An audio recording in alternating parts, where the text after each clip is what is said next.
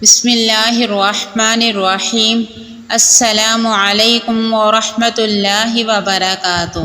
حضرت ابوبکر صدیق رضی اللہ عنہ کہتے ہیں کہ رسول اللہ صلی اللہ علیہ وآلہ وسلم نے فرمایا، جو استغفار کرتا رہا اس نے گناہ پر اصرار نہیں کیا، گرچہ وہ دن بھر میں 70 بار اس گناہ کو دہرائے۔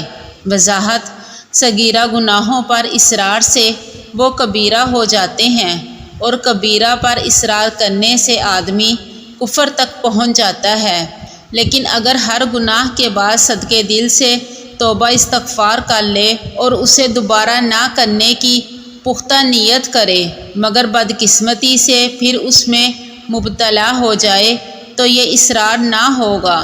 اس طرح اس حدیث سے استغفار کی فضیلت ثابت ہوئی۔ سنن ابو داؤد حدیث نمبر 1514۔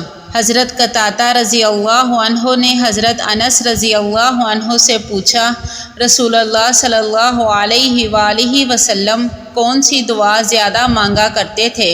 انہوں نے جواب دیا، آپ صلی اللہ علیہ وآلہ وسلم سب سے زیادہ یہ دعا مانگا کرتے تھے، اللہم ربنا آتنا فی الدنیا حسنۃ وفی الآخرۃ حسنۃ وقنا عذاب النار۔